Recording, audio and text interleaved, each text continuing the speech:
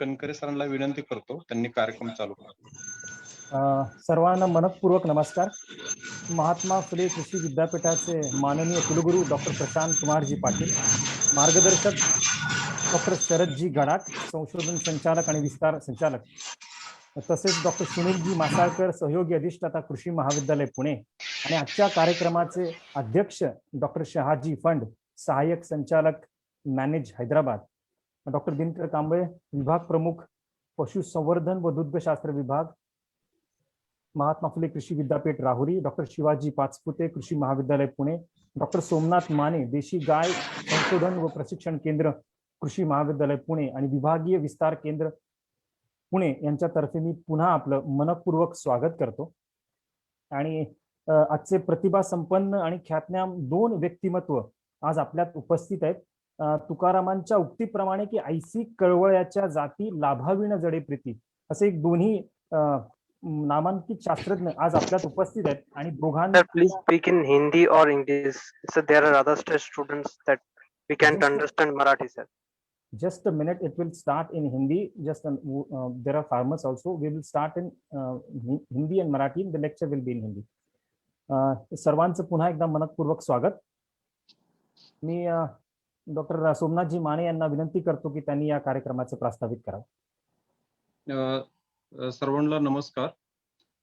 महात्मा फुले कृषी विद्यापीठ राहुरी अंतर्गत देशी गाय संशोधन व प्रशिक्षण केंद्र, विभागीय विस्तार केंद्र यांच्या मार्फत आज आपण अतिशय महत्त्वाच्या विषयाचं चर्चासत्र या ठिकाणी आयोजित केलेले आहे. त्यासाठी मी सर्वप्रथम आजचे जे प्रमुख पाहुणे श्री आमचे गुरु डॉक्टर फंड साहेब, तसेच आजचे इंटरनॅशनल वक्ते डॉक्टर महेशजी चंदर सरांचं मी या ठिकाणी महात्मा फुले कृषी विद्यापीठ राहुरी यांच्यातर्फे मी या ठिकाणी स्वागत करतो. तसेच सर्वात महत्त्वाचं सर, आज एक 5 मिनिटामध्ये आपली झूमची कॅपॅसिटी 100 होते, ते फुल झालेले आहे. आणि अनेक जणांचे फोन येतात की सर आम्हाला ग्रुपमध्ये अलो करा, परंतु फेसबुक आणि युट्यूबवरती हा कार्यक्रम आपण उपलब्ध करून दिलेला आहे.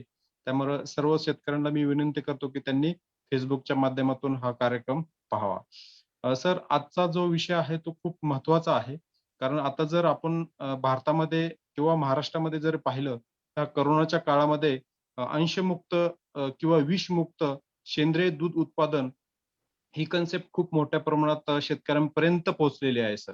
परंतु त्यांना अनेक प्रश्न आहेत. सेंद्रिय शेती ही लोकांना माहीत आहे, परंतु सेंद्रिय दूध उत्पादन कसं करायचं, त्याच्यामध्ये कुठले क्रायटेरिया आहेत, कुठल्या गायी वापरायच्या, किंवा जे आता विषमुक्त कन्सेप्ट निघालेले आहेत त्याच्यामध्ये मेडिसिन वापरायचे की नाही, अँटीबायोटिक वापरायचे की नाही, किंवा त्या अँटीबायोटिकला कुठले कुठले सबस्टिट्यूट आहेत, या सर्व संबंधी अनेक लोकांच्या मनामध्ये प्रश्न आहेत.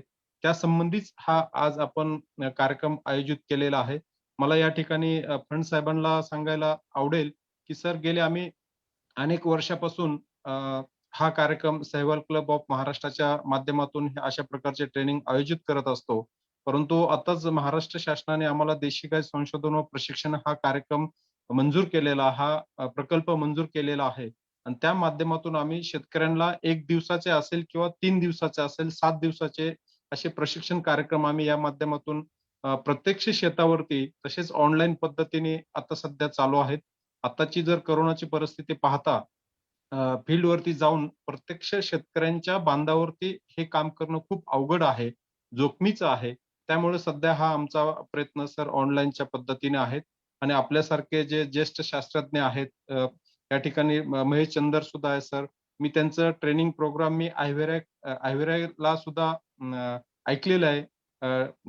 फंड साहेब सुद्धा त्या ठिकाणी आम्हाला मार्गदर्शन करण्यासाठी होते. तर हा योग आम्ही खूप दिवस झालं जुळवून आणण्याचा प्रयत्न करत होतो. त्यामुळं आज आमच्यासाठी हा खूप आमच्या विद्यापीठासाठी असेल किंवा आमच्या शेतकऱ्यांसाठी असेल, जे शेतकरी या ठिकाणी ऐकत आहेत त्यांच्यासाठी हा योग खूप महत्त्वाचा आहे. कारण भविष्यामध्ये देशी गाय असेल, म्हैस पालन असेल किंवा क्रॉसब्रीड आपण एचएफ वगैरे दूध उत्पादन घेतो, त्यामध्ये सुद्धा ही कन्सेप्ट विषमुक्त अन्न, अँटीबायोटिक फ्री मिल्क प्रोडक्शन ही कन्सेप्ट खूप मोठ्या प्रमाणात येणार आहे. मी पुन्हा एकदा मी सर्वांचं या ठिकाणी स्वागत करतो आणि नक्कीच हा कार्यक्रम हिंदीमध्येच आहे. परंतु आमचे शेतकरी बांधव सुद्धा आहेत. त्यांचे स्वागत मराठीमधून करणं आम्ही कर्तव्य मानतो आणि त्याचबरोबर काही विद्यार्थी आहेत, काही एंटरप्रेन्युअर आहेत, त्यांचं सुद्धा मी या ठिकाणी स्वागत करतो आणि मी डॉक्टर कणकेर सरांना विनंती करतो, की पुढचा कार्यक्रम आपण चालू करावा. धन्यवाद सर.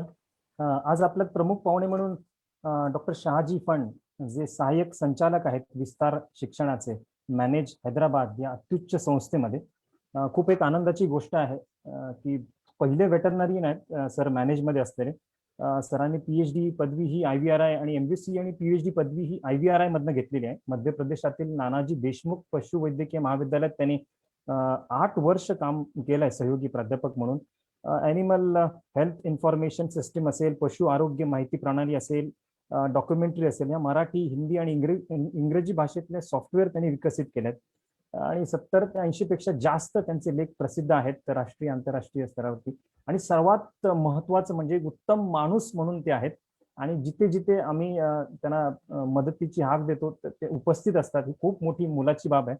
मी सरांना विनंती करेन की त्यांनी कृपया आपलं अध्यक्षीय मार्गदर्शन करावं. धन्यवाद सर. सर मेरी आवाज आ रहा है? Yes sir. ठीक ठीक ठीक.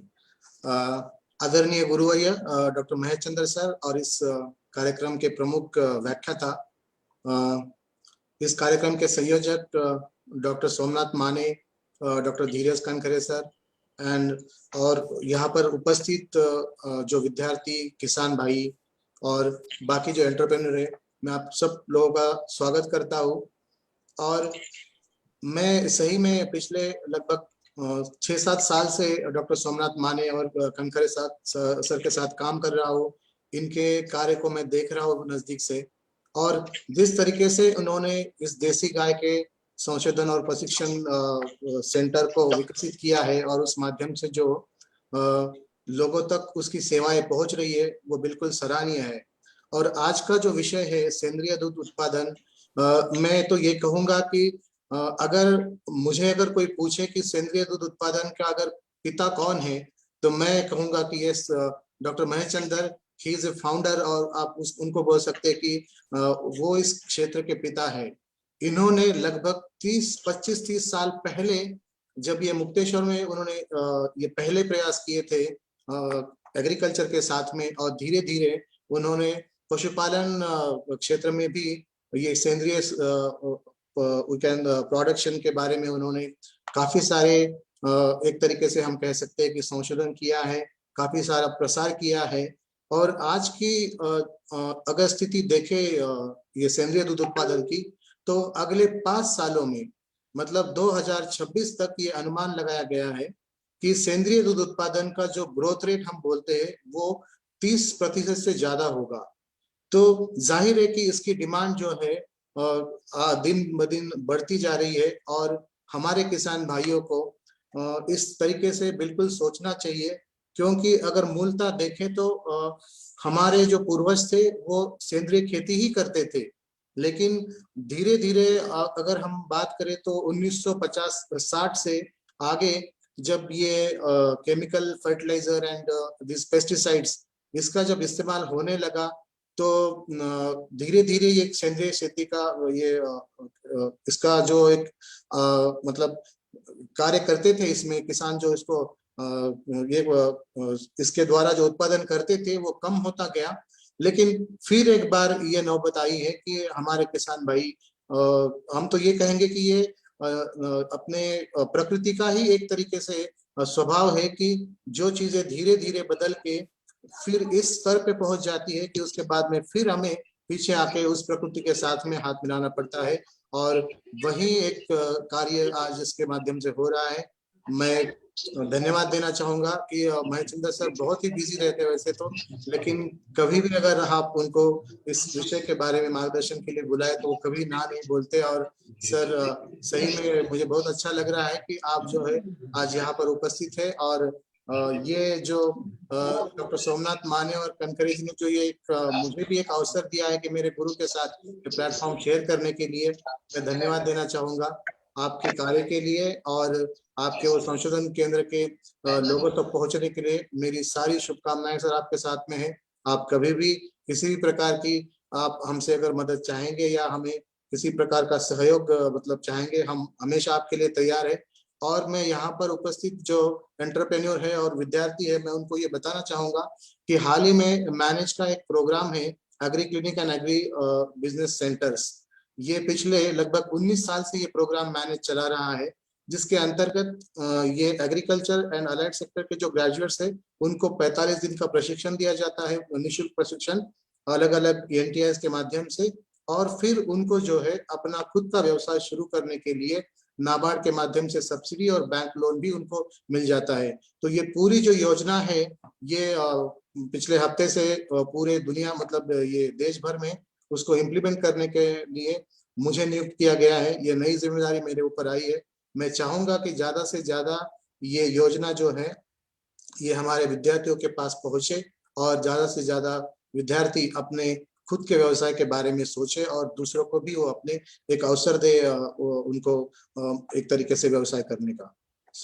इसी बात के साथ मैं आप सबका धन्यवाद करता हूँ। सारे पार्टिसिपेंट्स को मेरी विनती है कि आप शुरू से लेके आखिरी तक इस विषय को गंभीरता से लीजिएगा, गंभीरता से सुनिएगा। और मैं चाहूंगा, सर ने एक पुस्तक इसके ऊपर प्रकाशित किया है, ऑर्गेनिक लाइवस्टॉक फार्मिंग, जो कि एक आईसीआर का पब्लिकेशन है, आपको मिल जाएगा। और ये मैं दिखाना चाहूंगा चाहे तो आपको, ये उस बुक है, ये पुस्तक आप एक तरीके से रेफर कर सकते हो। और मुझे लगता है कि सारी चीजें इसमें सर ने इंक्लूड की है। तो मैं फिर इस प्रोग्राम को धन्यवाद देना, शुभकामनाएं देते हुए मैं धन्यवाद देना चाहूंगा दोनों संयोजकों का। और फिर मेरा सादर प्रणाम करता हूँ मेरे गुरु डॉक्टर महेश चंद्र सर का। धन्यवाद। धन्यवाद सर, आप दोनों का साथ ही विश्वास और विकास की बात है। बहुत बहुत आभारी हूँ। मैं डॉक्टर महेश जी चंद्र का परिचय पत्र मराठी और हिंदी में थोड़ा सा जल्द ही आपको बताऊंगा। महेश जी चंद्र प्रमुख वैज्ञानिक है और हेड है एक्सटेंशन डिवीजन के विस्तार शिक्षणात्मक प्रमुख है भारतीय पशु वैद्यकीय अनुसंधान संस्था इज्जत नगर, जो भारतीय कृषि अनुसंधान यानी कि आईसीआर का ही एक यूनिव्हर्सिटी है। वो प्रभारी सहसंचालक विस्तार म्हणून देखील ते आहेत। जॉइंट डायरेक्टर भी सर काम देख रहे हैं। सर की पीएचडी आईवीआरआई से सर प्राप्त है। ऑर्गेनिक लीडरशिप कोर्स सर ने किया हुआ है और ऑर्गेनिक एग्री मास्टर क्लास ये दोनों सर ने जर्मनी से किया हुआ है। जर्मनी से ये अतिरिक्त शिक्षण किया हुआ है और IFOAM द्वारा भी उन्होंने एजुकेशन लिया है। International federation of organic agri movements, सेंद्रिय कृषी चळवळ आंतरराष्ट्रीय फेडरेशन आहे, यात ते सदस्य देखील आहेत। ही एक महाकाय संस्था, एक महाकाय फेडरेशन है जो 116 देशों में 750 से ज्यादा उनके मेंबर्स हैं और उसके सर सदस्य हैं। जैसे सर ने बताया, डॉक्टर फंड सर ने बताया कि 1990 से ऑर्गॅनिक फार्मिंग सेंद्रिय शेती संबंधी सरांची एक खूप मोठी चळवळ सरांनी सुरू केलेली आहे। सर्वात पहिल्यांदा त्यांनी सेंद्रिय शेती संबंधी सेंद्रिय पशुपालन संदर्भी सुरुवात भारतामध्ये केलेली आहे। IFOM और agri network of rain forest alliance USA America, इनके भी सर सदस्य हैं। सरांनी आंतरराष्ट्रीय मानक तैयार करणाऱ्या कमिटीवर काम पाहिलं है। बहुत सारे स्टैंडर्ड्स तैयार करने का काम सर ने अलग अलग बॉडीज पे मेंबर रह के किया हुआ है। 30 साल से भी ज्यादा के अपने करियर में 45 स्टूडेंट्स को सर MSc और PhD के लिए एक रिसर्च गाइड करके उन्होंने भी काम देखा है। वो एक world board of international society of organic agriculture research, इनमें सर मेंबर हैं। निवड पद्धतीने सर सदस्य म्हणून आहेत वर्ल्ड सेंद्रिय शेती संशोधन आंतरराष्ट्रीय सोसायटी, एक जागतिक बोर्ड आहे। राष्ट्रीय स्तरावरचे 3 कार्यशाळा सरांनी घेतलेल्या आहेत। नेशनल वर्कशॉप ऑर्गेनिक एग्रीकल्चर पे, ऑर्गेनिक एनिमल हस्बेंड्री फार्मिंग पे सर ने 3 वर्कशॉप भारत में किए हुए हैं और हम खुशनसीब समझते हैं कि एक वर्कशॉप के लिए डॉक्टर सोमनाथ जी माने और मैं उन सर के यहाँ पे इज्जत नगर में 10 दिन हम साथ थे। डॉक्टर शाहजी फंड साहब भी उस कार्यक्रम के दौरान मौजूद थे। IFOM या आंतरराष्ट्रीय फेडरेशनचे 2017च्या आंतरराष्ट्रीय परिषदेचे कार्यक्रमाच्या समितीचे सदस्य होते.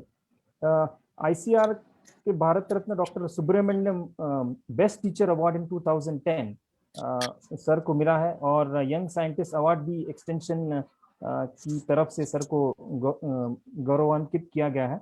सर की पुस्तक के बारे में डॉक्टर फन सर ने बताया. 38 वेळा सरांनी अनेक बाहेरच्या देशातील बैठकी, परदेशातल्या बैठकींना उपस्थिती लावली आहे. परिषदा असतील, बाहेरच्या बैठका असतील, सेंद्रिय शेती संबंधीच्या एकूण 38 वेळा त्यांना अनेक ठिकाणी बोलवलं जातं. सिक्किम गवर्नमेंट के लिए भी सर मदद कर रहे हैं ऑर्गेनिक डेयरी फार्मिंग के लिए. भूटान गवर्नमेंट ने भी सर को इनवाइट किया था, और BIS, FSSI, NOP, ICR, European union, APEDA, इनके लिए उनके रिसर्च पेपर्स का बहुत उपयोग हुआ है. राजस्थान सरकार को भी हुआ है. और सेंद्रिय शेतीच्या नव्या अभ्यासक्रमाच्या समितीवरती आहे. ऑर्गेनिक फार्मिंग के लिए जो PG का प्रोग्राम ICR बना रही है, जो नेक्स्ट ईयर आने वाला है, उसके भी कमिटी पे सर है. और कोवेंट्री युनिव्हर्सिटी इंग्लंड, कोवेंट्री विद्यापीठ इंग्लंड यांच्या माध्यमातून 14 युरोपियन देशांसाठी एक ऑर्गॅनिक प्लस 2020 होरायझन एक प्रोजेक्ट आहे. त्यात सध्या सर त्या बोर्डावरती आहेत, त्या आंतरराष्ट्रीय एडवाइजरी बोर्डावरती आहेत. सर एक सदस्य हैं इंटरनेशनल एडवाइजरी बोर्ड पे, जो पूरा हो रहा है प्रोजेक्ट और कोवेंट्री युनिव्हर्सिटी इंग्लंड की तरफ से. सेंद्रिय शेतीमध्ये काम करणं, जागरूकता आणणं, मानक विस्तार, प्रचार प्रसार यासाठी अविरत मेहनत करणारी ही माणसं आहेत. मला आठवतंय एक किस्सा की त्यांच्या कार्यशाळेसाठी जेव्हा मी इज्जतनगरला होतो, त्यावेळेला त्यांच्या एका घरातला सदस्य, उनके घर के ही सदस्य की देहांत हो गया था, और सर फिर भी हमारे अभ्यास दौरे के दरमियान वो टूर पे हमारे साथ थे. जब उनकी कतई उनकी जरूरत उस वक्त नहीं थी आने के लिए, फिर भी वो आए, गुमसुम आगे वाली सीट पे बैठे रहे. लेकिन जब भी हमने कुछ पूछा और जैसे ही वो अभ्यास दौरे का शुरुआत हुई, उस वक्त उन्होंने पूरा हमारे लिए ज्ञान का भंडार बटोरा. ऐसे इतने पैशनेट आप दोनों ही व्यक्तिमत्व हमारे साथ है, ये बड़ी हमारी गौरव की बात है. मैं तहे दिल से गुजारिश करूंगा डॉक्टर महेश जी चंद्र साहब के, वो अपनी व्याख्यान के लिए शुरुआत करें. डॉक्टर महेश जी चंद्र साहब, कृपया. तालियों को, ऑनलाइन तालियों के गूंज से मैं आपका स्वागत करता हूं सर, और आपसे विनती करता हूं कि कृपया आपके व्याख्यान आप शुरू कीजिए. मैं MPKV Rahuri, agriculture college Pune, और जो यहाँ के सारे जितने फैकल्टी हैं संकाय के सदस्य हैं, डॉक्टर शाहजी फंड मैनेज से, और जो हमारे इंस्टीट्यूट के स्टूडेंट भी रहे हैं पहले. बड़ी खुशी होती है कि अक्सर मुलाकात हो जाती है ऑनलाइन इनसे. डॉक्टर सोमनाथ माने, वो काफ़ी मेरे संपर्क में रहते हैं और काफ़ी जुझारू लगते हैं, काफ़ी साहिवाल गाय के लिए काफ़ी प्रयासरत रहते हैं. जब भी मेरे से बात करते हैं तो लेक्चर देने की रिक्वेस्ट करते रहते हैं. चलो आज ये हो पाया, अच्छी बात है. तो ये जो टॉपिक है ऑर्गेनिक, बड़ा बजवर्ड सा बन गया है आजकल. हर कोई ऑर्गेनिक के बारे में बात करना चाहता है. ऑर्गेनिक ऐसा हो गया है कि जैसे बड़ा, कभी लोग कहते हैं कि ये कुछ भी नहीं है, ये फैड है, इसके कोई इसमें सार नहीं है. लेकिन विश्व बाजार बड़ी तेजी से बढ़ रहा है.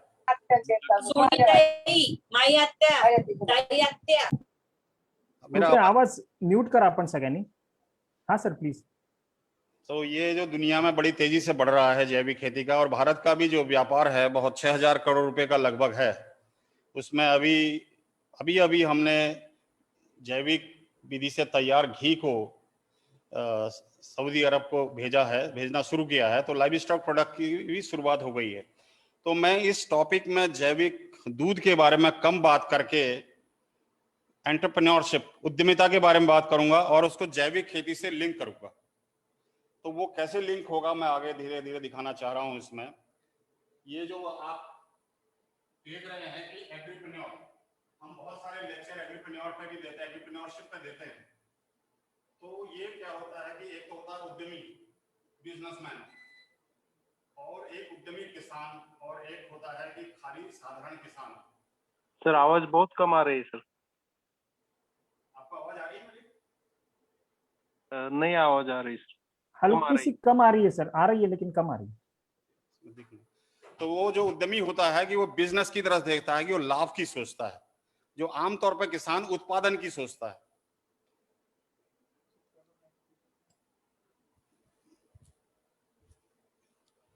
जो लाभ की जब बात होती है तो वो उद्यमी बन जाता है, जब लाभ के बारे में सोचता है। लाभ का मतलब जरूरी नहीं है कि उत्पादन बहुत हो, किसानों को मालूम है उत्पादन जब ज्यादा होता है तब नुकसान भी हो जाता है। तो इसलिए जो एग्रीप्रेन्योर जो है, उद्यमी हैं, उनके कई सारे कैरेक्टरिस्टिक्स हैं कि वो क्या क्या होते हैं उसमें। तो ये एंटरप्रेन्योरशिप में काफी पढ़ाया जाता है और आजकल किसान भी धीरे धीरे इस बात को समझ रहे हैं। पहले वो सोचते थे हम उत्पादन खूब बढ़ा लें, आजकल उत्पादन क्यों बढ़ाया जाए, मार्केट को देख के बढ़ाने की बात हो रही है। आवाज में कोई डिस्टरबेंस तो नहीं लग रहा आप लोगों को? नहीं सर, नहीं, ठीक आ रही है सर। ओके। तो मैं ये एग्जांपल देना बहुत पसंद करता हूँ। ये क्रॉप, आप कोई पहचानता है इस क्रॉप को? कोई माइट अनम्यूट करके बताइए कि कौन सी क्रॉप है ये। कर्नाटका, आंध्र प्रदेश और जो कर्नाटका के बॉर्डर में जो महाराष्ट्र में है उस इलाके में भी लगाया जाता होगा इसको। नागली सर। ये रागी है, ये हमारे हिल एरिया में नागली कहते हैं हम इसको, रागी है। ये फिंगर मिलेट इंग्लिश में है। तो ये क्रॉप ऑलमोस्ट हमारे क्षेत्र से खत्म हो गई थी। हमने बचपन में इसको काफी खाया है, लेकिन ये खत्म हो गई थी। जैविक कृषि की वजह से ये दोबारा आ गई है। अब जैविक कृषि में मिलेट्स को बहुत ज्यादा ध्यान दिया जा रहा है। तो ये एग्जाम्पल मैंने इसलिए दिया है कि बचपन में हम जो सोचते थे मजबूरी का खाना पड़ता था। ये रोटी जो आप देख रहे हैं और जो आटा है, मडुआ की रोटी या रागी की रोटी बहुत ही मजबूरी से खाते थे। और ये जैसे जैसे संपन्नता बढ़ गई, लोगों के पास पैसे आने लगा, तो इसको खाना कम कर दिया लोगों ने। अब जैविक कृषि के आने से ये जो हो गया फिर फैशन में आ गया।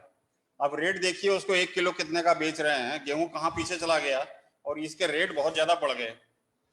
और ये बिजनेसमैन ने, ये किसान ने नहीं किया, बिजनेसमैन ने इसकी वैरायटी ऑफ प्रोडक्ट बना दिए। उन्होंने उसकी पैकेजिंग से लेके उसका डिलीवरी तक सारे में ग्लैमर डाल दिया उसको। रागी को देखिए कि रागी कुकीज, ऑर्गेनिक रागी के कई सारे प्रोडक्ट जैविक विधि से तैयार, और सब उनकी पैकेजिंग देखिए। और आप शॉपिंग मॉल में ऐसे प्रोडक्ट को रखेंगे तो लोग तुरंत रख लेंगे। यदि आप एक टिन के डब्बे में इसको ऐसे ही रख देंगे बाजार में तो लोग खरीदार नहीं मिलेंगे।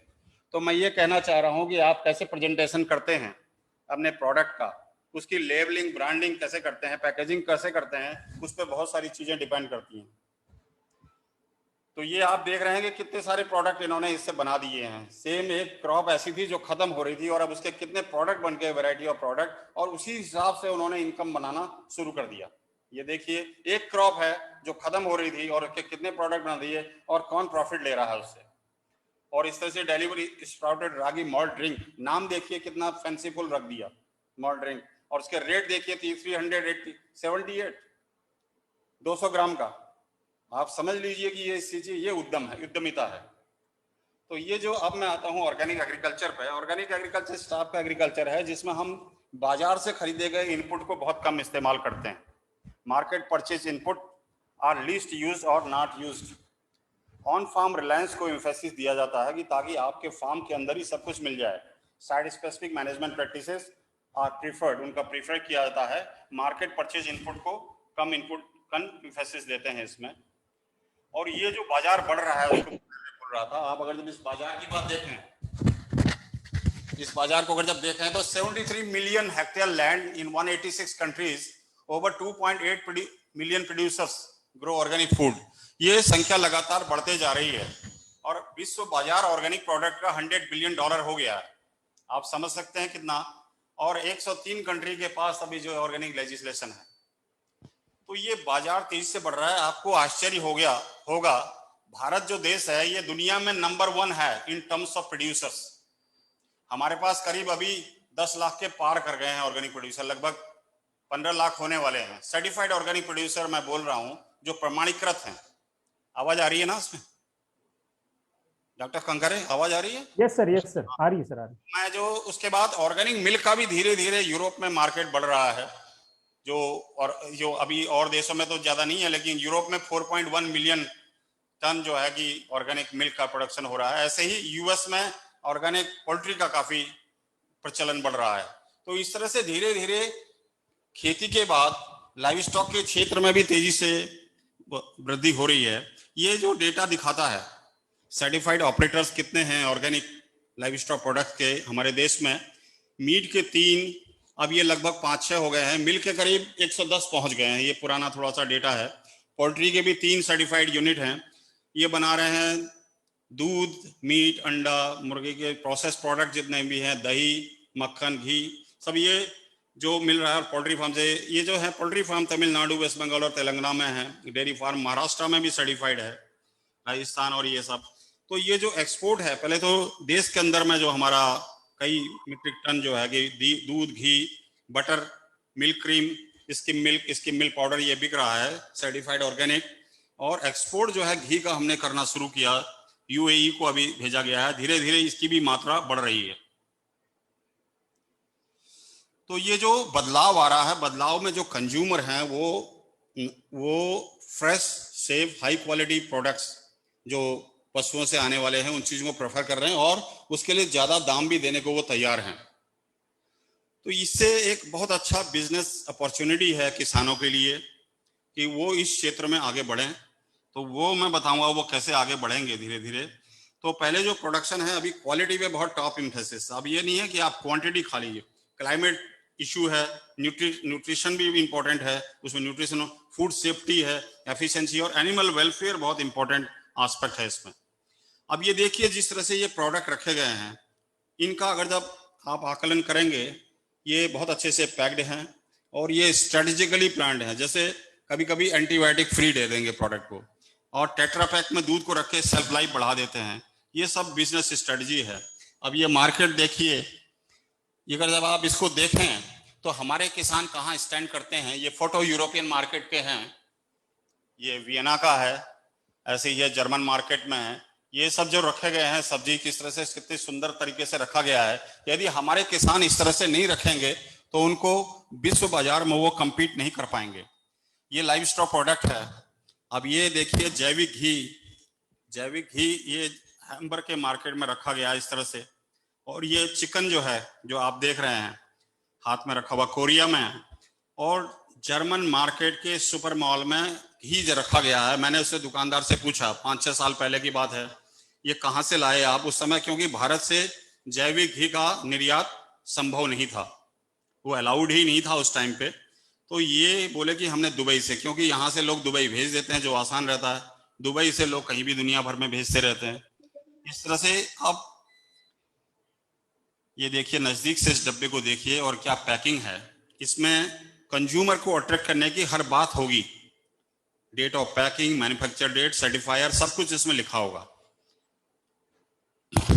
अब आज जब इस तरह की बात हो रही है, हम सोचते हैं क्या हमारे किसान यूरोप के किसान, अमेरिका के किसान से compete कर पाएंगे? तो अवश्य कर पाएंगे। मैं ये एग्जाम्पल इसलिए दे रहा हूँ, ये प्रोडक्ट को देखिए, ये अमेरिकन या यूरोप के प्रोडक्ट नहीं है।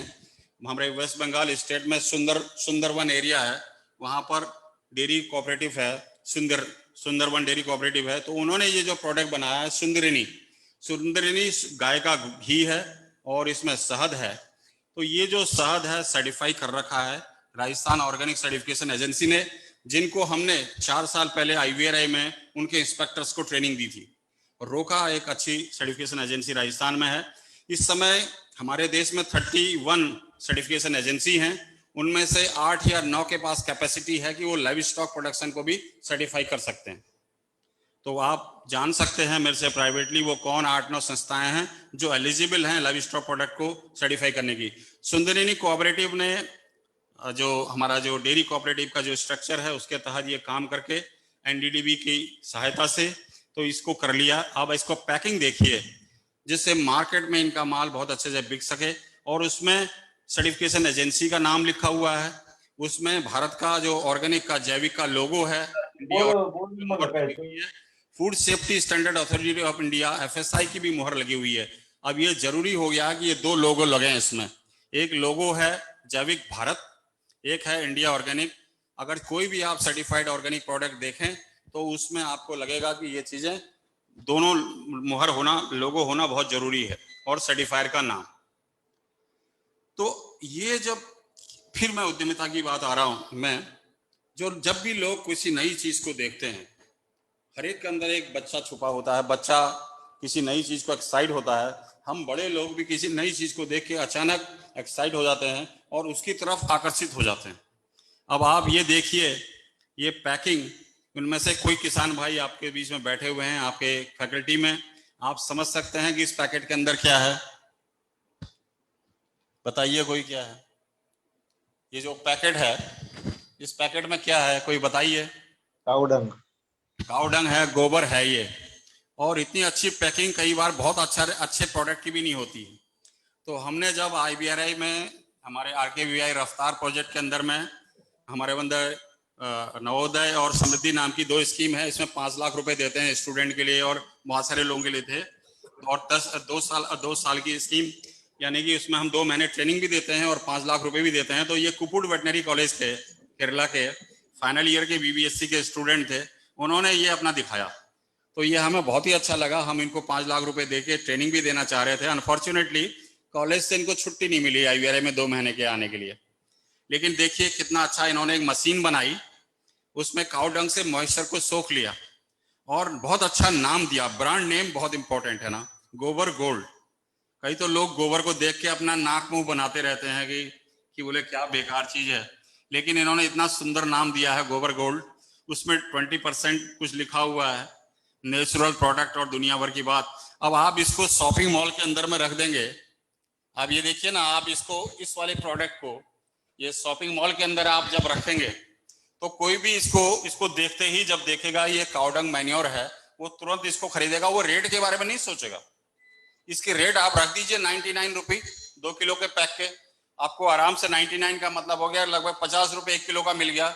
जबकि दूध के लोग 25-30 रुपए मिल रहे हैं गांव के लोगों को, ये गोबर बेच दे रहे हैं 50 का। तो ये होता है उद्यमिता।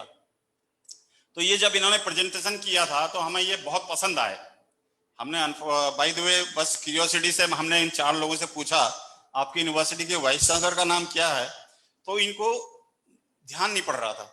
तो हम कहते हैं कि जो अपने काम में लगा हुआ है, इतनी ज्यादा क्रिएटिव माइंड है, अक्सर वो ये नाम के चक्कर में नहीं रहते। सो हमने इनको सेलेक्ट कर लिया। देखिए कितना अच्छा ये आइडिया था। इसी तरह कई सारे लोगों के पास जो आइडिया है, उस आइडिया को मूर्त रूप देने की जरूरत होती है, उसको वो प्रैक्टिस में लाएं। अब ये जो काउडंग है, ये बहुत बड़ा बिजनेस अपॉर्चुनिटी बन गया, दूध से भी ज्यादा बढ़ गया। देखिए ये हमारे इस संस्थान में ट्रेनिंग लेने के लिए आए और इन्होंने डेयरी पे ट्रेनिंग लेने आए, तो इनको ये वर्मी कंपोस्ट इनको पसंद आ गया। एक कंपनी बना ली इन्होंने सहयोगी बायोटेक के नाम से। अब YouTube में तमाम इन्होंने वीडियो अपलोड कर दिया। अब ये ट्रेनर बन गए हैं वर्मी कंपोस्ट बनाने के, ट्रेडर बन गए हैं और कंपनी के मालिक बन गए। सोचिए कहाँ से शुरुआत करी। ये उद्यमी जो दिमाग है वो सबकी बात है। मैं ये एग्जाम्पल देना भी बहुत पसंद करता हूँ लोगों को।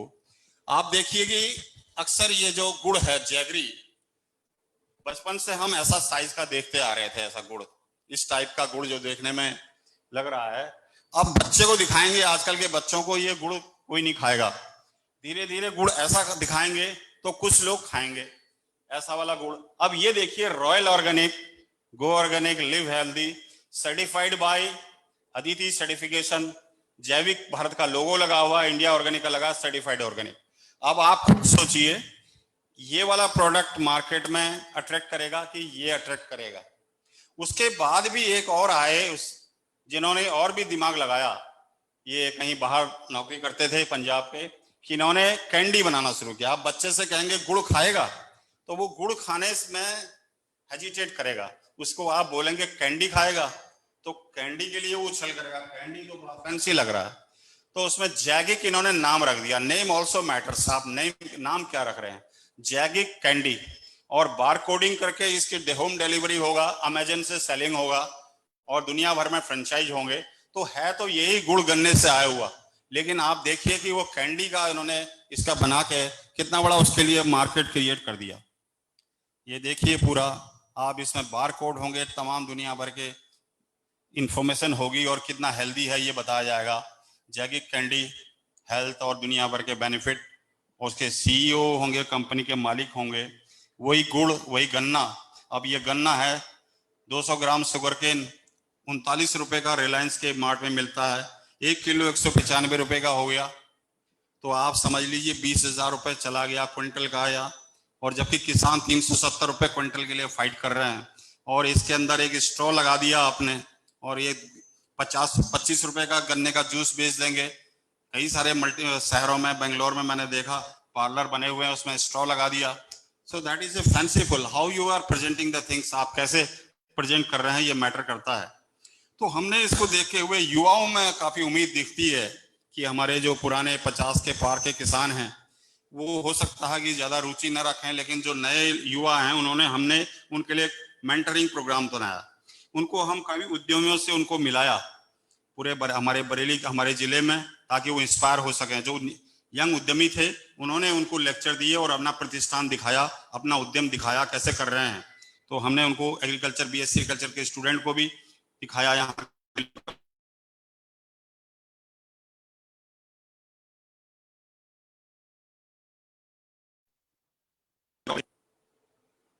हाँ हो गया।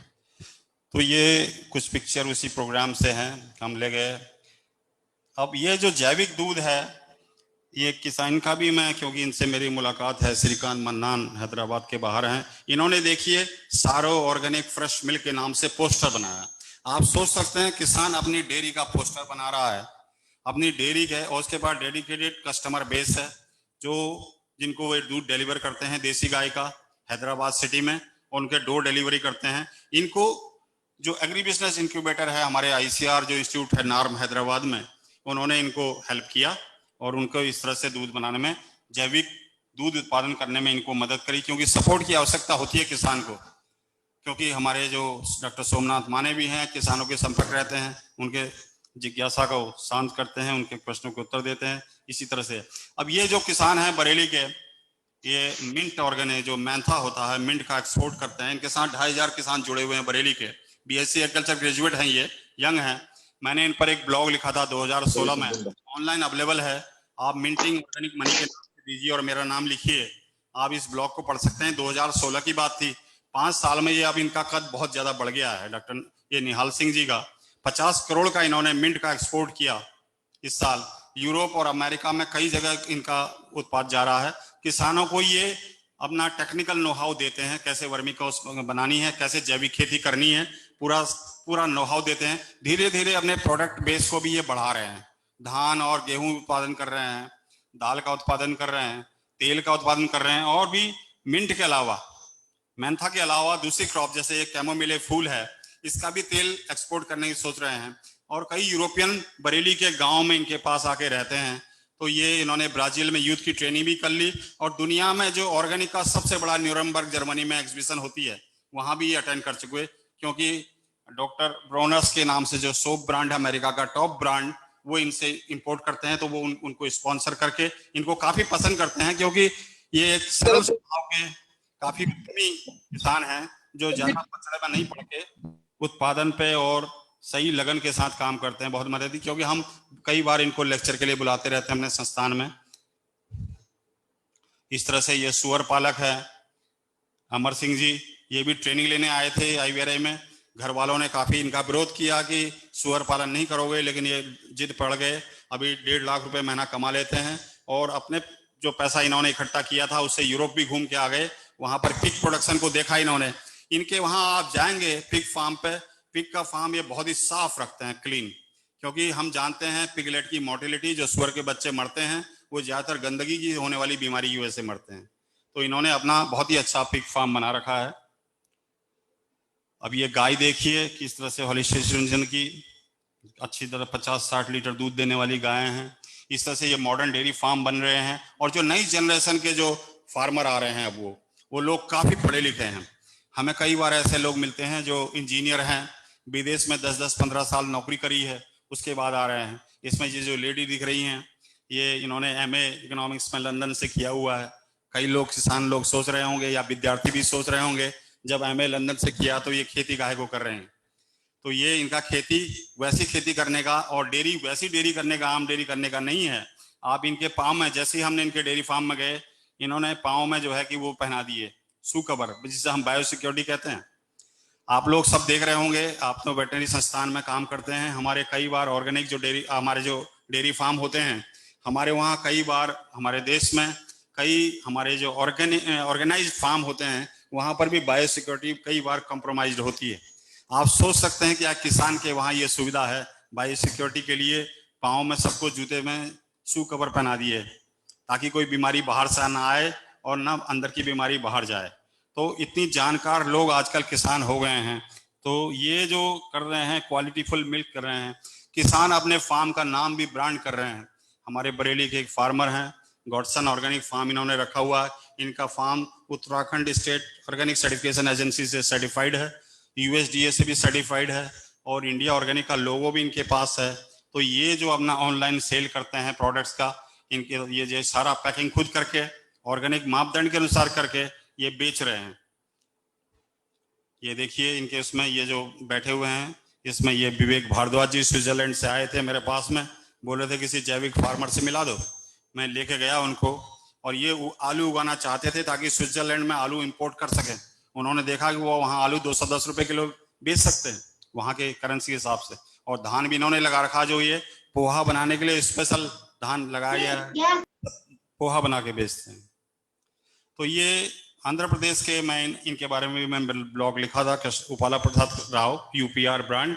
तो ये फार्मर एज ए रिटेलर, ये किसी दूसरे को नहीं बेचते, ये खुद ही अपना इन्होंने अपने बैग में UPR लिखा हुआ, UPR ब्रांड नेम लिख दिया, उपाला प्रसाद राव, और दुकान भी खुद हैदराबाद और विजयवाड़ा में खोल ली। और ये होम डिलीवरी भी करते हैं अपने प्रोडक्ट का। 300 एकड़ में खेती कर रहे हैं, 20 एकड़ अपनी खेती है, एक और बाकी इन्होंने लीज पे ले रखा है। इन्होंने 85 भैंसें रखी हुई हैं, 40-50 गाय भी हैं इनके पास में।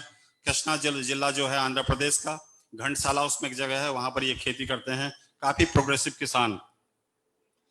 ये हमारे बरेली के मेडिसिनल प्लांट के फार्मर हैं। ये अफजाल भाई हैं यहाँ पर के, जिन्होंने, अफजाल ने सिंजेंटा कंपनी के साथ टाई अप कर रखा था, तो वेजिटेबल का प्रोडक्शन कर रहे हैं। तो ये लोग हैं काफी जागरूक टाइप के किसान हैं, जो काफी कुछ करना चाह रहे हैं। देखिए अमेरिका के फ्लोरिडा से जो उनका कैप्सिकम ब्रीडर है, बरेली के गांव में घूम रहा है, और ये सारा खर्चा उत्पादन का दे रहे हैं, अपना काम कर रहे हैं ब्रीडिंग का, कैप्सिकम ब्रीडिंग का। और ये, और इनके खेती उत्पादन लागत काफी कम हो जा रही है, और ये अपना बेचते रहेंगे, इनसे कोई मतलब नहीं, ये अपना रिसर्च का डेटा कलेक्ट कर रहे हैं। देखिए कितना अच्छा पार्टनरशिप सिस्टम है। इस तरह से हमारे मुन्ना लाल किसान है, प्रोग्रेसिव फार्मर, ये भी काफी जैविक की तरफ आकर्षित रहते हैं। देसी गाय रखी है इन्होंने, साहिवाल भी है इनके पास में, और ये 300 लीटर दूध एक मैनेजमेंट स्कूल को हर रोज देते हैं। ये आजकल प्रोग्रेसिव किसान, मैं नागपुर में, आप में से कई सारे लोग गए होंगे, 2014 में कृषि बसंत में मैं गया था वहां पर। तो वहां पर बहुत अच्छी बात देखी, जो सक्सेसफुल और प्रोग्रेसिव फार्मर हैं उनको भी स्टॉल दिए गए थे, ताकि वो अपनी टेक्निक को शेयर कर सकें। अक्सर हम देखते हैं कि यूनिवर्सिटी का स्टॉल लगा होता है, ICR इंस्टीट्यूट का स्टॉल लगा होता है, कंपनी का लगा होता है, लेकिन मैंने कृषि बसंत में नागपुर में देखा था 2014 में, ये प्रोग्रेसिव फार्मर के लिए स्टॉल बनाए गए थे, और काफी सक्सेसफुल रहा था, क्योंकि किसान से किसान काफी अच्छा सीख लेता है। ये सब वहीं के हैं। अब मैं विदेश में जो जैविक कृषि पर जो हो रहा है, कि मैंने जर्मनी में जो देखा, जो ये पिग फार्म है जहां पर फ्रीडम दी जा रही है, गोट का प्रोडक्शन सिस्टम है, ऑलमोस्ट इसमें कोई ज्यादा चेंज करने की जरूरत नहीं होती है। थोड़ा सा भी अगर हम समझदारी से काम लें, स्टैंडर्ड जो बने हुए हैं वो बड़े कॉम्प्लिकेटेड तो लगते हैं, लेकिन आप धीरे धीरे उनको समझने की कोशिश करेंगे। स्टैंडर्ड को अकेले में पहली लाइन को ना पढ़िए, उसकी दूसरी तीसरी लाइन को भी पढ़िए। स्टैंडर्ड जो प्रमाणीकरण के मापदंड हैं उनको आगे भी पढ़िए। डॉक्टर सोमनाथ माने काफी परिचित है इन स्टैंडर्ड से, काफी डिटेल में इसके बारे में बता सकते हैं। ये जो पशु कल्याण वाली बात है, एनिमल वेलफेयर वाली बात, आप देखिए एक सुअर के रहने का बाड़ा, मैं इसको काफी अच्छे से आपको बताना चाहता हूँ, क्योंकि एनिमल वेलफेयर बहुत इंपॉर्टेंट एस्पेक्ट है। इसमें सुअर को, गाय को रखने के लिए जो बाड़ा बनाया गया है, और मुर्गी के लिए जो बाड़ा बनाया गया है, ये मैंने कोरिया में देखा था, किस तरह से ये साफ सुथरा एक गाय के लिए बाड़ा रखा गया है। तो ये एनिमल वेलफेयर बहुत ही महत्वपूर्ण अंग है जैविक उत्पादन का, जैविक पशु उत्पादन में। और जितना सुंदर बनाया गया, अक्सर मैं लाइटर वेन में कुछ मजाक के रूप में कहता हूँ, हमारे वहाँ जिस तरह के घर बने हैं गांव में, यदि ऐसे उनको बना के आप दे देंगे तो जानवर को रोड में छोड़ आएंगे और अपना रहना शुरू करेंगे। तो ये अब जितना हमारे लिए साफ सुथरा बाड़ा, घर, मकान चाहिए, पशुओं के लिए भी इतना ही साफ पानी, उनको भी इतना अच्छा दाना पानी, इनको भी पूरा हवा का पूरी व्यवस्था, उनको बाहर आना है तो बाहर आ सकें, छाया में रहना है तो अंदर जा सकें, मुक्त विचरण करने का उनको फैसिलिटी होनी चाहिए। तो ये ध्यान रखिए, एनिमल वेलफेयर ऑर्गेनिक में बहुत ही इंपॉर्टेंट एस्पेक्ट है। आप इन जो पशुओं को देखिए और इन युवाओं को देखिए, ये जो इतने स्वच्छ बछड़े गाय के दिख रहे हैं, जैविक के लिए काफी वो है। ये जो किताब है अपेंडिक्स 2, यदि डॉक्टर सोमनाथ के पास ये चीज अपेंडिक्स 2 नहीं होगी तो मैं बताना चाहता हूँ, एपिडा की साइट में जाइए और इसको डाउनलोड कर लीजिए। और वैसे भी मैं डॉक्टर सोमनाथ को इसकी PDF फाइल मेल कर दूंगा और आप सबके साथ शेयर कर लेंगे। इसमें पूरे मापदंड लिखे हुए हैं, कैसे जैविक पशुपालन किया जाता है, उसके सारी गाइडलाइंस दी हुई हैं इस अपेंडिक्स 2 में। ये किताब जो अभी दिखा रहे थे डॉक्टर साहाजी फंड, ये किताब है, ये 2013 में छापी थी ICR ने, 2017 में रिप्रिंट हुई। अभी मैंने किसी को दिया तो वही आउट ऑफ स्टॉक फिर से हो गई है, क्योंकि लोग इसको तुरंत खरीद ले रहे हैं। 600 रुपये की किताब है ये, ICR के जो DKMA है दिल्ली में, वहाँ से मिल जाएगी। अब ये 2000 मेरे को लग रहा है उनको एक और रिप्रिंट करना पड़ेगा, क्योंकि डिमांड बहुत है। ये जो सिक्किम राज्य जो है 2016 में पूर्ण रूप से जैविक घोषित कर दिया गया, तब वहाँ के वेटनरी डिपार्टमेंट वाले थोड़े से चिंताग्रस्त हो गए, तो उन्होंने मेरे से संपर्क किया। तो मैं वहाँ जाके वेटनरियन के लिए गैंगटॉक में 42 वेटनरियन के लिए वर्कशॉप किया। उसके बाद एक डॉक्यूमेंट बनाया सिक्किम ऑर्गेनिक मिशन के साथ मिलके, organic animal husbandry development in Sikkim road map. ये 42 पेज का डॉक्यूमेंट है, ये सिक्किम से रेलिवेंट है। मैं आप लोगों को इसको भी आपको मेल कर दूंगा, इसका PDF भी अवेलेबल है। आप इस तरह से महाराष्ट्र के लिए रोड मैप बना लीजिए। जो फैकल्टी के लोग हैं, इस बारे में सोचिए कैसे महाराष्ट्र में पशुपालन का विकास हो सकता है। तो ये आपके क्षेत्र के ही फोटो में दिखा रहा हूँ। हमारे डॉक्टर गायकवाड़ जो है कि काफ़ी हमारे अच्छे मित्र हैं डेयरी के आपके पास में, तो उनके ये फोटोग्राफ है, मुझे ये काफ़ी पसंद आते हैं ये फोटोग्राफ। तो इसमें ये है ना कि ये मुर्गी जो है कि उसको घूम रही है। वैसे तो जो स्टैंडर्ड के मुताबिक विभिन्न टाइप की नस्ल स्पीसीज को साथ नहीं रखा जाता, लेकिन इसमें क्या है, मुर्गी जो है कि टिक्स जो होंगे उसके अंदर में टिक्स लगे होंगे एनिमल को, उसको खा लेगी। तो आपको उसमें कोई केमिकल लगाना नहीं पड़ेगा जानवर को, उसके टिक्स अपने आप खत्म होगी, मुर्गी चर लेगी। ये आइडिया है इसमें दिखाने का। ये एनिमल वेलफेयर फ्रेंडली हाउसिंग है।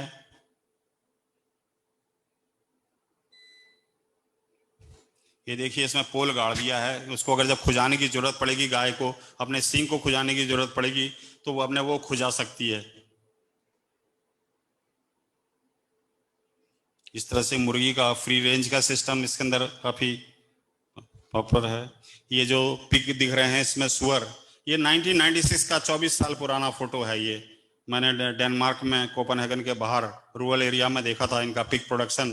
तो इन्होंने एक गड्ढा बना दिया है, उसमें जैसे सुअर की आदत होती है कि पानी के अंदर जाने की, और नाक को रूटिंग बिहेवियर, जिसको LPM में सारे लोग आप जानते हैं कि रूटिंग बिहेवियर करने का, आप रूटिंग बिहेवियर को इंटेंसिव प्रोडक्शन जो होता है हमारा सघन जो पिग प्रोडक्शन होता है उसके अंदर वो कर नहीं पाता, उसको तो स्ट्रेस में आ जाता है, उसके बॉडी के अंदर टॉक्सिन पैदा हो जाते हैं। तो उसको तो फ्रीडम का मूवमेंट होना चाहिए, मूवमेंट का अपॉर्चुनिटी होना चाहिए, उसके अंदर पानी भी होना चाहिए, एक बाड़ा भी साथ में रहता है, उसके अंदर वो अंदर जाना चाहे तो जा सकता है। तो ये स्टैंडर्ड्स में सब ये ध्यान है। ये फैकल्टी की ट्रेनिंग हमने दो ICR शॉर्ट कोर्स किए थे फैकल्टी के लिए, उसमें कई आए थे। ICR के डायरेक्टरेट ऑफ एक्सटेंशन के मॉडल ट्रेनिंग कोर्स भी किए थे, कई सारे ट्रेनिंग ताकि कैपेसिटी बिल्डिंग हो सके ट्रेनर्स की। ये सर्टिफिकेशन एजेंसी के इंस्पेक्टर्स को मैंने ट्रेन किया था बेंगलोर में, अदिति सर्टिफिकेशन के इंस्पेक्टर्स हैं ये, वहाँ जाकर मैंने उनको ट्रेनिंग ताकि वो एलिजिबल हो सकें लाइव स्टॉक सर्टिफिकेशन के लिए। ये रोका के जो इंस्पेक्टर्स हैं राजस्थान ऑर्गेनिक सर्टिफिकेशन एजेंसी के, ये 5 दिन की ट्रेनिंग हमारे IVRA में किए थे। अब ये लोग सर्टिफाई कर रहे हैं, जैसे आपने सुंदरिनी का देखा, सुंदरवन में जाके इन्होंने सर्टिफाई किया था। ये सिक्किम के वेटनरी ऑफिसर्स हैं जो IVRA में आके इन्होंने ट्रेनिंग ली थी, 5 दिन की ट्रेनिंग इन्होंने भी करी थी। फिर ये मेरा जो शुरुआत है, मैंने ऑर्गेनिक में मुक्तेश्वर कैंपस में एक NGO हमारा UG का क्लासमेट BSc एग्रीकल्चर का था मिस्टर हरीश तिवारी, और ये किसान थे जो हमारे रिटायर्ड किसान IVRA मुक्तेश्वर में पहले से रिटायर होने के बाद किसानी कर रहे थे। और उसके बाद हमने मुक्तेश्वर में 94 to 98 तक ये प्रोजेक्ट चलाया था, 98 में ऑर्गेनिक एग्रीकल्चर का यही शुरुआती काम था। ये हमारे IVRA के फार्म का दृश्य है। ये फिर वही वो है, ये बायो टूरिज्म बढ़ रहा है। आप जैविक खेती करते हैं तो उससे भी आप लाभ कमा सकते हैं। इसमें मैं वो एग्जाम्पल देना पसंद करता हूँ, साउथ अफ्रीका का अपना एग्जाम्पल। 97 में हम सन सिटी से वो जोहान्सबर्ग से सन सिटी जा रहे थे। एक रास्ते में हमने शुतुरमुर्ग का फार्म देखा। हम 4 इंडियन थे कार में, तो राइट हैंड साइड में एक शुतुरमुर्ग का फार्म था, ऑस्ट्रिच का फार्म था। हमने कहा चलो देख लेते हैं, क्योंकि ऑस्ट्रिच इंडिया में तो होता नहीं था। तो हमने देखे तो किसान ने हमें 45 मिनट तक ऑस्ट्रिच के बारे में बताया। विदेशों में, डेवलप कंट्रीज में ज्यादातर क्या होता है कि किसान के पास अपनी एक दुकान भी होती है अपना माल बेचने के लिए। जब उसने बता दिया तो अपने दुकान में ले गया, शुतुरमुर्ग के पंख, उसके अंडे, लेदर फेदर, सब चीज के प्रोडक्ट दिखाए।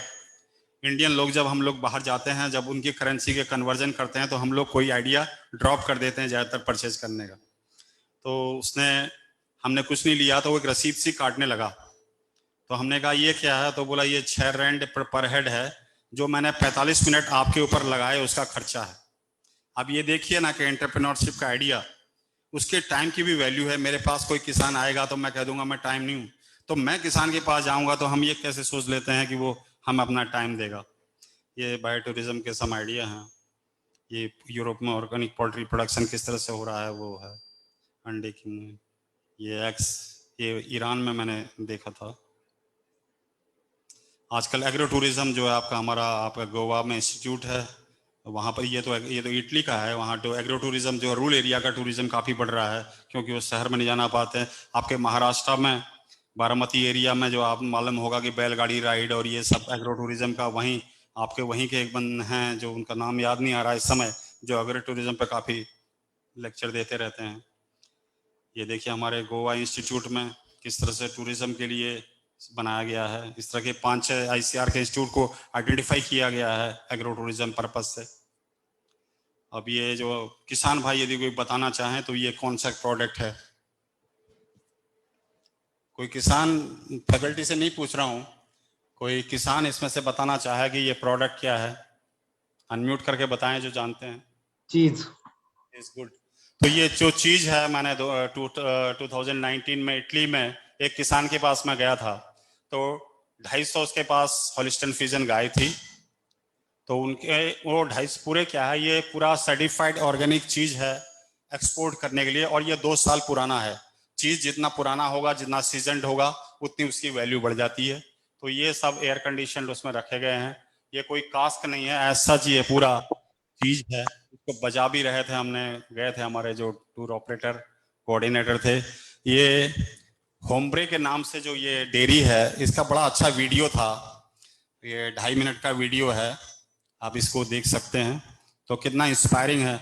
ये किसान जो मैं बता रहा था कि अपनी एक दुकान भी अपने पास में रखते हैं, ये दुकान से, तो मैं अपने लोकल फार्मर जो पहले ऑर्गेनिक फार्मर दिखाए थे, उनके लिए मैं ये 1 किलो का पैकेट ले आया था वहां से, उनको इंस्पायर करने के लिए, ताकि वो, क्योंकि वो 40 एकड़ में पूरे धान गेहूं लगाते हैं, गन्ना लगाते हैं, लेकिन गाय उन्होंने नहीं रखी हुई है। मैं पिछले 3 साल से कोशिश कर रहा हूँ कि वो गाय भी रखना शुरू करें, तो वो अभी तक हो नहीं पाए। फाइनली ये पार्ट है जो किसान, जिसमें अब ये सुनने के बाद किसी की इच्छा ये जाग रही होगी कि मैं हम कैसे करें, ऑर्गेनिक फार्म कैसे स्टैब्लिश करें। तो get registered with APEDA ट्रेसनेट।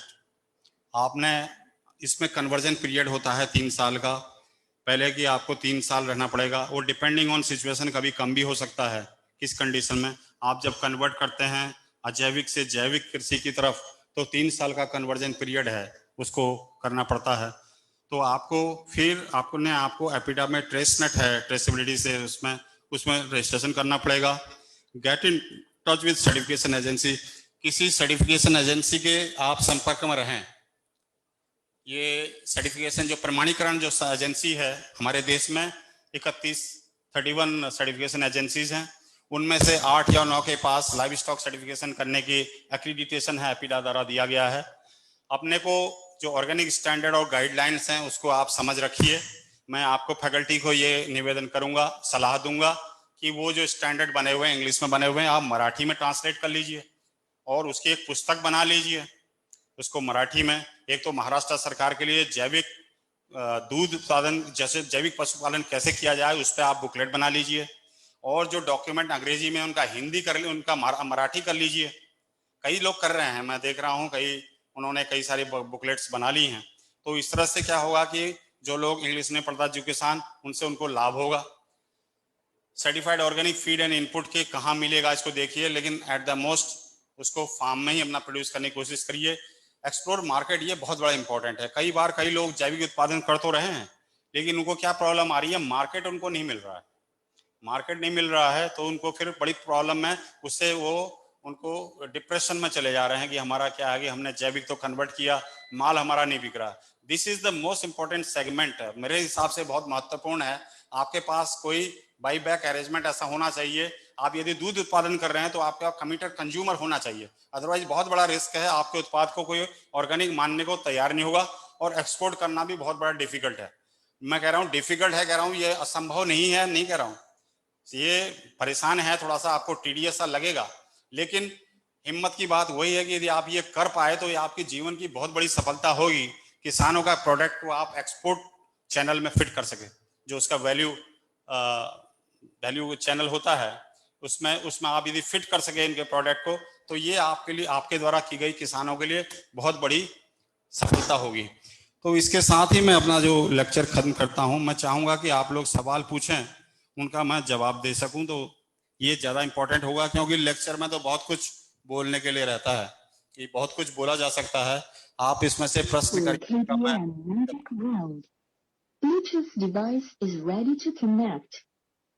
Sir अपना स्लाइड शो बंद कर सकते हैं क्या सर? हाँ जी, स्लाइड शो बंद कर दीजिए। अच्छा, ये स्लाइड से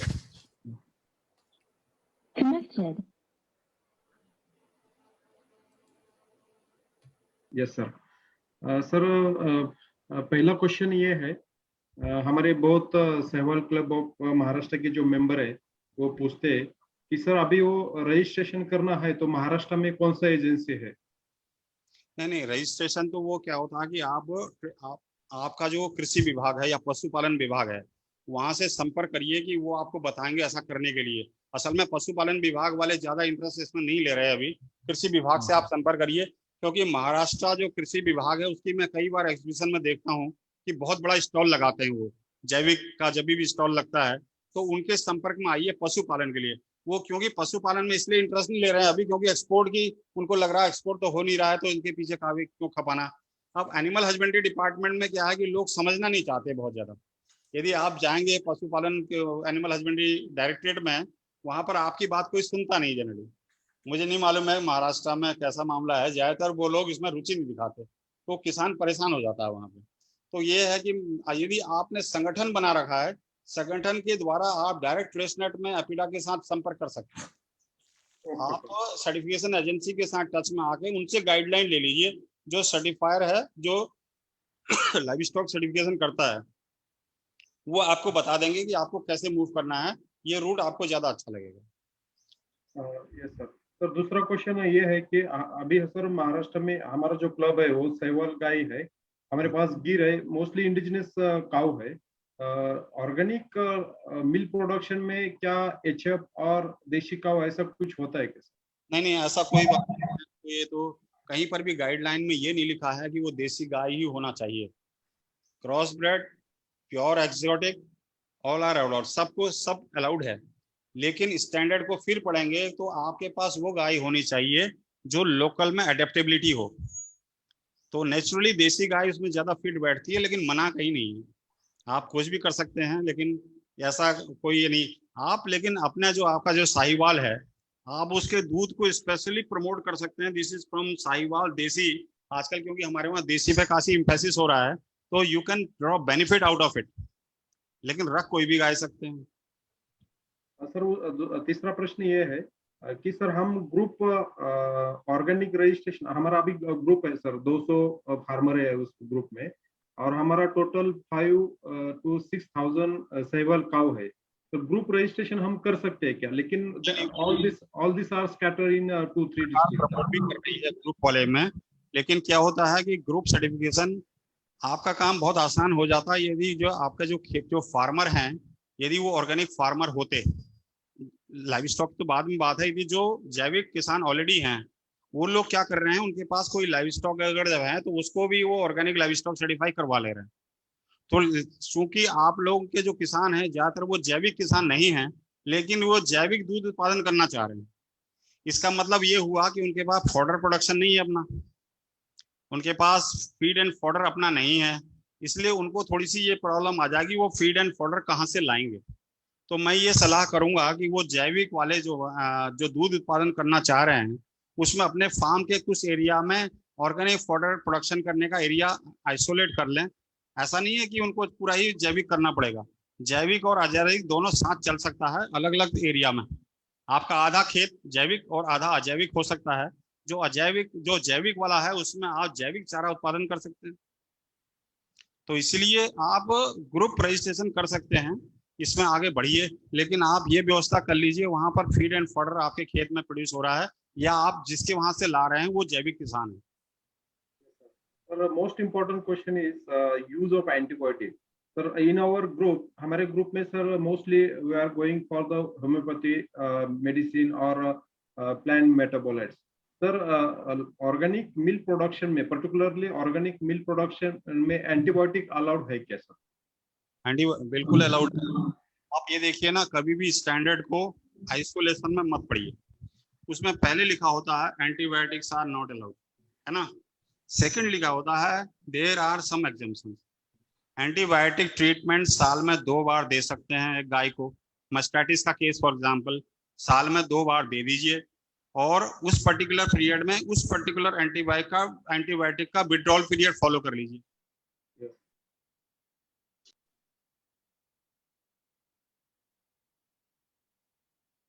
yes sir.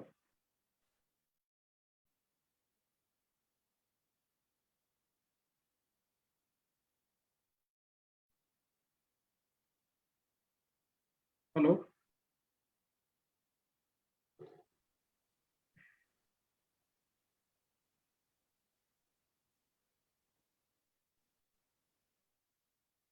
Hello conquer sir. हा सर आहेत वाटतं, सर आहेत जॉईन. काही इश्यू झालेले दिसतोय, आपण एक काही क्षण थांबूया. तो लाईट गेलेली दिसते तिथे. हो, सरांचं नाव दिसतंय मात्र सर जॉईन आहेत. जॉईन होईपर्यंत मी शेतकऱ्यांना माहिती देतो. डॉक्टर कनकरे सर आणि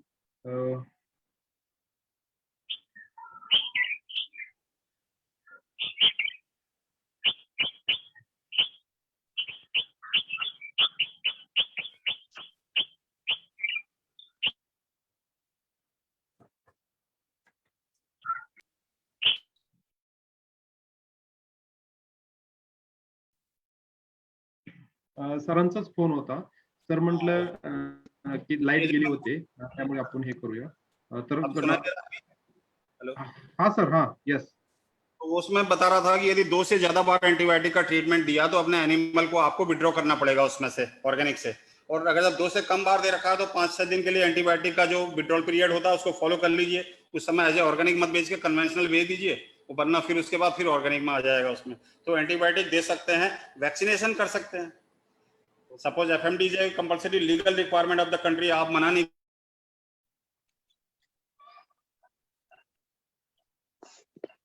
यस सर। हेलो हा सर, पुन्हा कदाचित लाईट गेली आहे. सर आहेत जॉईन, पुन्हा तोच इश्यू झालेला आहे. शेतकरी बांधवांना मी सांगत होतो, मी आणि डॉक्टर कनकरे सरांनी सरांच्या अंडर 10 दिवस आम्ही तिथं ट्रेनिंग घेतलेलं आहे. आम्ही सुद्धा महाराष्ट्रामध्ये सेंद्रिय दूध उत्पादनासाठी किंवा लाईव्हस्टॉक ऑर्गॅनिक लाईव्हस्टॉक प्रोडक्शन साठी आम्ही प्रयत्न चालू केलेला आहे. आणि थोड्याच दिवसात आम्ही त्या प्रकारच्या गाईडलाईन्स किंवा जो महाराष्ट्रासाठी जो रोड मॅप असेल, आपण डॉक्टर चंदर सरांच्या मार्गदर्शनाखाली ते काम चालू करणार आहात. नक्कीच यामध्ये काही गोष्टी खूप लोकांच्या लक्षात येत नाहीत किंवा त्यांना तेवढं नॉलेज नाहीये त्या संदर्भात. म्हणजे ब्रीड सिलेक्शन पासून यूज ऑफ अँटीबायोटिक असेल किंवा खूप लोक म्हणतात की आपल्याला आर्टिफिशियल इन्सेमिनेशन करता येत नाही, नॅचरल ब्रीडिंगच करता लागते. तर अशा सर्व गोष्टी बाबतीत आपण सरांकडून मार्गदर्शन घेणारच आहोत. परंतु त्यांचा थोडासा डिस्टर्ब येतोय. तर थोड्याच दिवसात आपण ती पुस्तिका महाराष्ट्रातील सर्वांसाठी उपलब्ध करून देऊया आणि यावरती आपण काम करूया. नक्कीच या माध्यमातून मी देशी गाय संशोधन प्रशिक्षण केंद्रामार्फत तुम्हाला आश्वासित करू इच्छितो की यावरती थोड्याच दिवसात आपल्याकडे काम चालू होणार आहे आणि त्या दृष्टीने आपण महेश संदर सरांचं मार्गदर्शन घेऊन आपण पुढचा कार्यक्रम आयोजित करणार आहे. सर महेश संदर सर आवाज येतोय सर? हिंदी में बोलो सर. महेश सर हा जॉईन झालेत सर ते.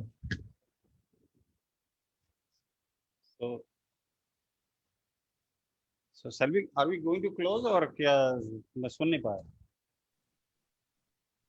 हाँ माने सर सवाल पूछिए sir. Sir join. Okay. Yes sir.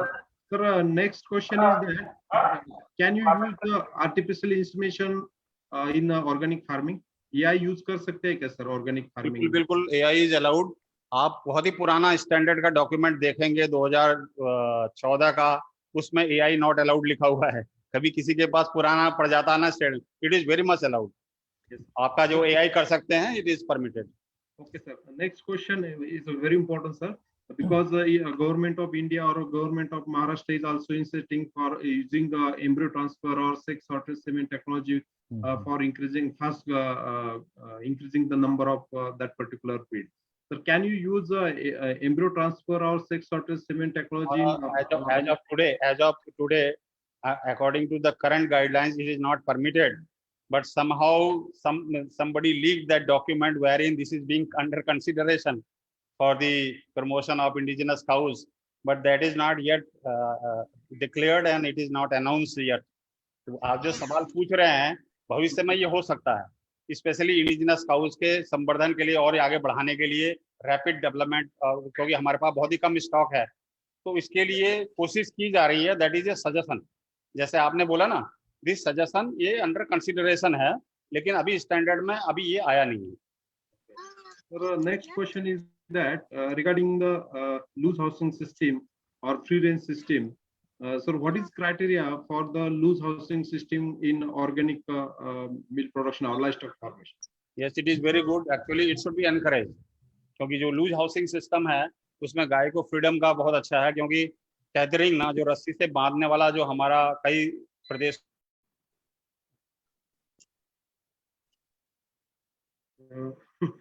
तिकडे लाईनचा प्रॉब्लेम दिसतोय बहुतेक.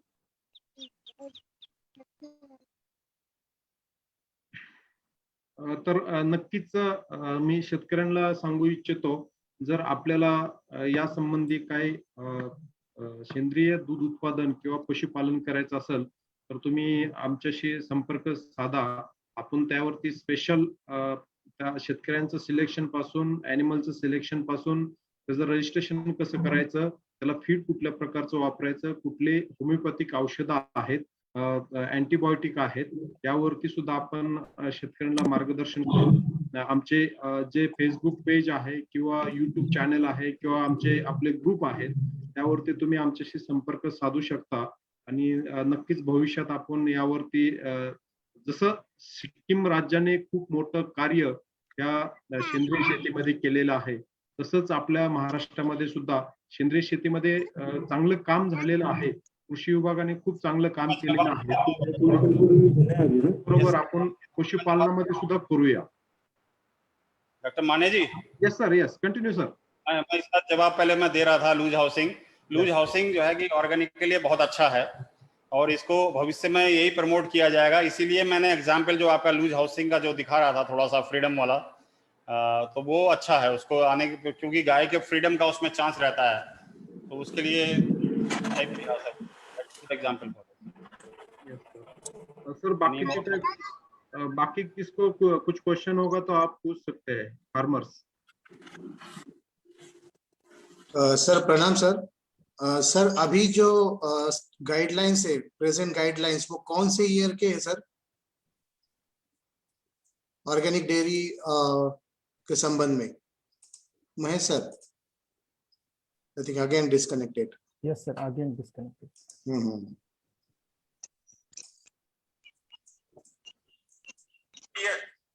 यस 200 ग्राम का, आप समझ।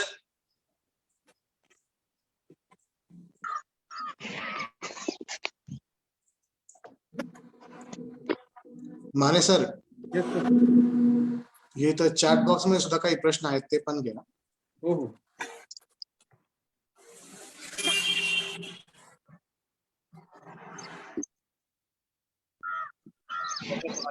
जो अभी जो एपिडा की वेबसाइट में जो गाइडलाइंस हैं वही करंट गाइडलाइंस हैं, और that is in the process of revision. वो 1-2 साल लगेगा उसमें, तो नहीं आए.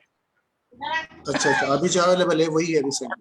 जो प्रॉब्लमेटिक थी ना, जैसे पहले ये था, यदि आप पुराना डॉक्यूमेंट पढ़ेंगे उसमें लिखा था कि 1 हेक्टेयर लैंड में केवल 2 गाय रख सकते हैं. हाँ लेवल पे फाइट करके उसे चेंज करवा लिया.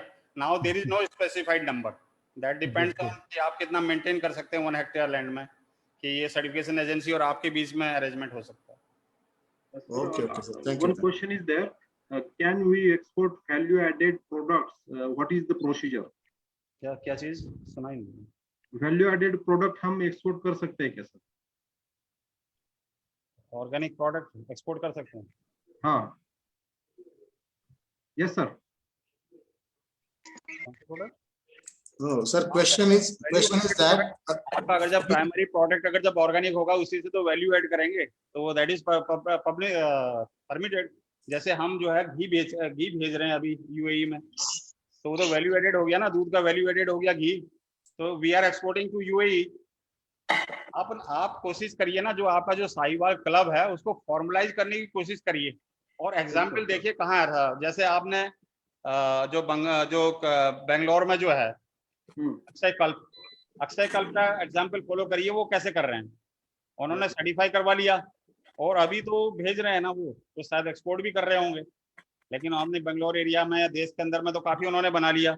और सुंदरिनी का एग्जाम्पल लीजिए, Sundarini is also in the process of exporting the product. वो भी देख रहे हैं एक्सपोर्ट कहाँ कर रहे हैं, तो उन्होंने सर्टिफाई करवा लिया ना अपने प्रोडक्ट. तो आप भी एक सर्टिफिकेशन एजेंसी के कंसल्टेशन करिए उनके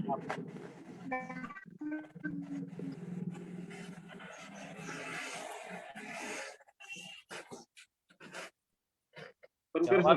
डॉक्टर बासर कोई पूछ रहे हैं क्या? गेला का परत पनकर सर. माने सर याच्यातले प्रश्न घ्या ना. सर प्रश्न संपले सर. चॅट बॉक्स मध्ये संपले. No, sir. Chat box मध्ये क्वेश्चन आहे sir. Actually, one question is that गोबर पैकिंग जो सर आप दिखाए थे प्रेजेंटेशन में, वो केरला के स्टूडेंट के, तो एक पार्टिसिपेंट से उनका ये कहना है कि वो किस काम में आता है. What is the use of that गोबर? ये जो पहला वाला जो है कि I am having a registered, नहीं कर सकते. You cannot do it from day 0. उसके बाद 6 months after you can do it. पहले आपको पहले पशु को लाना पड़ेगा ना, गाय को भैंस को लाना पड़ेगा ना फार्म में बाहर से, तो उसके लिए स्टैंडर्ड अलग से बने हुए हैं. आप तो रजिस्टर्ड ऑर्गेनिक फार्म बता रहे हैं, आप स्टैंडर्ड में लाइफ का स्टैंडर्ड पढ़िए, आपको समझ जाएंगे कि वो क्या करना है आपको. Not before 6 months. आपको 1 साल रखना पड़ेगा. 1 साल बाद ही आप जो है कि you will be allowed to sell that organic. यदि आप रजिस्टर्ड ऑर्गेनिक फार्म हैं तो आप एनिमल यूज करना चाह रहे हैं तो that will take at least 1 year. या आप डे ओल्ड ला रहे हैं वहां से, आपका जो होगा ना ऑर्गेनिक फार्म से ला रहे हैं, तो then after 6 months for milk. ये this is ideal condition that he is already registered organic farm है और वो एनिमल हस्बेंड्री करना चाहता है, दूध करना चाहता है. It is very easier for that person जिसके पास रजिस्टर्ड ऑर्गेनिक फार्म ऑलरेडी है. Okay, thank you sir. अजून कोणाला प्रश्न असले तर विचारू शकता. ओके, ठीक है सर. Conquer sir. सर बहुत बहुत आभारी हूँ. मैं आभार प्रदर्शन के लिए डॉक्टर सुनील जी अडांगळे को आमंत्रित करता हूँ. Doctor Adangale sir please. आवाज येतोय sir? Yes sir. Thank you sir. आज के महात्मा फुले कृषि विद्यापीठ राहुरी और देशी गाय संशोधन केंद्र प्रशिक्षण केंद्र पुणे द्वारा आयोजित कार्यक्रम में डॉक्टर महेश चंद्र सर जी, जो कि प्रमुख सेंद्रीय पशुपालन भारतीय पशुवैद्यकीय संशोधन संस्था बरेली उत्तर प्रदेश के हैं और जो जॉइंट डायरेक्टर भी है एक्सटेंशन एजुकेशन IVRI में, उन्होंने आज का ये इस विषय में सेंद्रीय दुग्ध उत्पादन में बहुत ही अच्छी जानकारी दी, जो कि फाउंडर ऑफ ऑर्गेनिक मिल्क जो है इंडिया में बहुत सारा काम कर चुके हैं, और ऑर्गेनिक लाइवस्टॉक फार्मिंग जो अच्छी तरह से बुक भी उन्होंने लिखी है। उन्होंने आज के इस उनके व्याख्यान में बताया कि जैविक खेती का महत्व क्या है, और जो ऑर्गेनिक मिल्क है और मिल्क प्रोडक्ट है उसका स्टेटस इंडिया और अब्रॉड में देश विदेशों में उसका स्टेटस कैसा है। उन्होंने बहुत सारे कुछ सक्सेस स्टोरीज भी बताया, एग्रीप्रेन्योर जो है उसके रिलेटेड जो एग्रीकल्चर प्रोडक्ट है और मिल्क प्रोडक्ट है वो भी उन्होंने बताया। और उनके आखिरी के सेशन में उन्होंने बताया कि जैविक फार्म खेती जो कैसे स्थापित कर सके। ऐसा बहुत सारा चंद्र सर ने आज इस व्याख्यान में बताया, जो कि बहुत हमारे ये महाराष्ट्र फार्मर के लिए बहुत बेनिफिट आज का उनका यह व्याख्यान रहेगा। उनका मैं यहाँ बहुत सारा शुक्रगुजार हूँ। और उसके बाद जो आज के प्रमुख अतिथि थे, जो डॉक्टर शाहजी फंड सर, जो सहायक संचालक मैनेज हैदराबाद में काम करते हैं, उन्होंने आज के इस उनके भाषण में बताया कि एग्री क्लिनिक और एग्री बिजनेस जो है उसका महत्व कैसा है, और ज्यादा से ज्यादा एंटरप्रेन्योर उसका फायदा ले, ऐसा उन्होंने बताया। उनका भी मैं बहुत शुक्रगुजार हूँ। उसके बाद इस ट्रेनिंग सेंटर के प्रमुख शास्त्री डॉक्टर सोमनाथ माने सर जी है, उनका भी मैं यह बहुत सारा आभार हूँ। और हमारे डॉक्टर धीरज कनकरे सर जी है, जो एसोसिएट प्रोफेसर है कॉलेज ऑफ एग्रीकल्चर धुलिया में, उनका भी मैं शुक्रगुजार हूँ।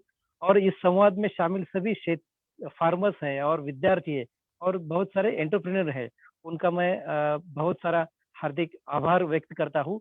और यहाँ ये कार्यक्रम समाप्त होता है, ऐसा जाहिर करता हूँ। Okay sir, thank you. Thank you, sir. Mahesh you. Guntur sir, fund sir, thank you. Thank you. Thank you sir.